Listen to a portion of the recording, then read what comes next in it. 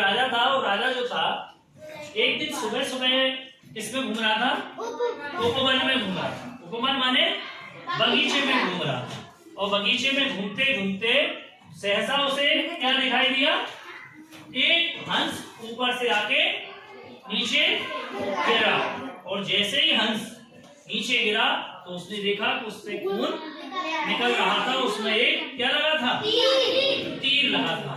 और जैसे ही उसने हंस को उठाया और उठाकर तीर को निकालने लगा तभी वहां एक आखेटक आ गया। आखेटक में शिकारी आ गया और जब शिकारी आया तो शिकारी कहने लगा कि मेरा हंस मुझे दे दो।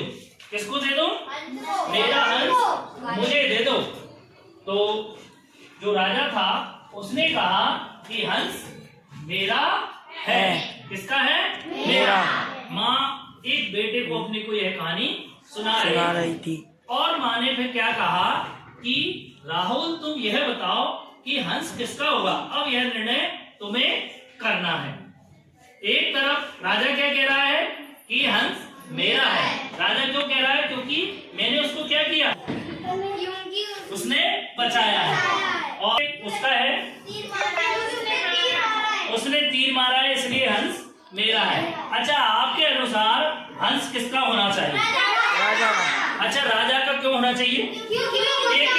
एक बोलेंगे। हाँ हंस उसका था। कैसे पता लगा तुम्हें हंस उसका था? राधिका कुछ कहना है, चारे बोलो। जिसने बचाया था उसका पलक,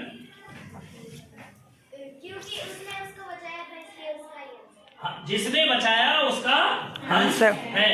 तो इससे क्या पता लगता है कि मारने वाले से बचाने वाला क्या होता है, बड़ा होता है। और जीत हमेशा किसकी होती है? विजय होती है। तो राहुल ने भी यही निर्णय दिया कि हंस जिसने उसको बचाया है उसका है। तो ये कहानी हमें ये सीख देती है कि मारने वाले से बचाने वाला क्या होता है, बड़ा होता है। अच्छा कहानी आप सबको कैसी लगी? अच्छी लगी। अगर इस कहानी में चंचल आप होती तो क्या निर्णय करती? किसको देती वो हंस? बचाने वाले को देती। अच्छा कोई ऐसा है कि जिसका तीर लगा मेरा है? क्योंकि कभी कभी जिसको किसी को रास्ते चलते में बॉल मिल गई और वो क्या कहता है कि मेरी है, तो क्या उसकी है क्या? वास्तव में किसकी होना चाहिए वो? मिली उसकी।